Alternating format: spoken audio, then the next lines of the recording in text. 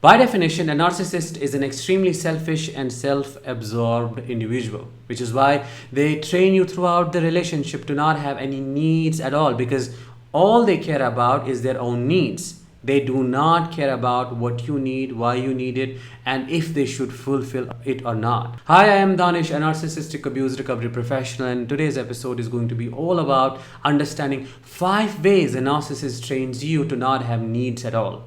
Before we get started, please make sure that you are subscribed to this channel by pressing the subscribe button and push the bell icon to stay updated with everything latest that I put out here. Also, make sure to subscribe and follow as well if you're listening to this episode on a podcast channel. Number 1, counter questioning. Now, a narcissist trains you to not ask any questions by answering your questions with a question. For example, you may ask a narcissist, "Do you love me?" They will answer, "Why do you ask? Are you cheating on me?" That doesn't make any sense. But they do it just to avoid accountability and just to avoid taking responsibility. They know that if they were to give you clear answers, you would ask for more and ultimately they would be exposed. So they have to lie. They have to keep you in the middle of nowhere so that you do not know what is going on. Moreover, these questions, these counter questions are triggering enough to bring out the worst out of you. Counter questioning is a way of torturing you. Counter questioning is a way of strangulation that happens, in a psychological way. They do not give you clarity, and thus your needs are not met. You do not know where you are in the relationship. You do not know what your status is, how they see you, or so on, or what they think, what they are going to do. You are kept in this state of perpetual confusion without any clarity. And they make you question your own way of asking questions. Every time a question is met with a question, you wonder, am I asking wrong questions or is my way flawed? Do I need to change anything? And you might change things, but still nothing would change in them, because the problem is not with you, the problem is with them. Ultimately, a time comes you stop asking at all because you know you're not going to get anything from them. You're only going to, get questions upon questions upon questions, which would not get this conversation anywhere. It is better to bang your head against a wall than try to have a conversation with a narcissist. Number 2. Unreliability. Now, narcissist is one of the most unreliable beings that you would ever come across. Why? Because when you need them the most, that is the time when they would escape and go away. They would leave you on your own to have no one to depend on. They would leave you when you are undergoing through a very difficult period in your life, when you are going through a point of crisis in your life. For example, if you were diagnosed with a terminal illness like cancer and now you need to go to chemotherapy, you need emotional support because this is a grave situation to be in. Instead of offering that and leaving everything else and being with you, they would completely isolate you, rather belittle you for having the issue at the first place. We'll talk about it more later. And they would simply cut you off by coming up with these bizarre, weird, and unacceptable excuses like having urgencies at work, or this person needs me, that thing needs me, and completely leaving you in the middle of the crisis, knowing that you need them right now. And what that does is that trains you to not ask for anything at all. Because if someone is being unreliable continuously and constantly, what would you do? You would stop expecting, because you know that you are setting yourself up for a lot of pain, a lot of misery, and a lot of suffering, because the expectations would not be met.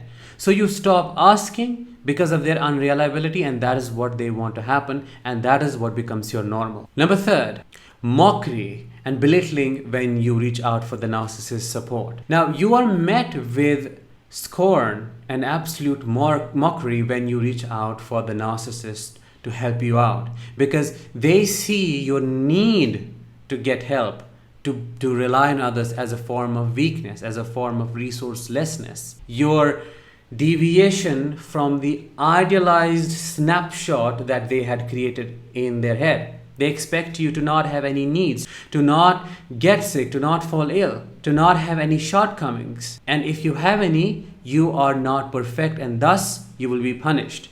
And then the punishment comes across as isolation, or straight away mockery, belittling, as if you are this flawed, broken being who doesn't deserve to be with this perfect, idealized narcissist who is flawless, who is omnipotent and does not get affected by the human condition. They mock you and shoo you away and take some kind of sadistic pleasure from seeing you suffering in isolation.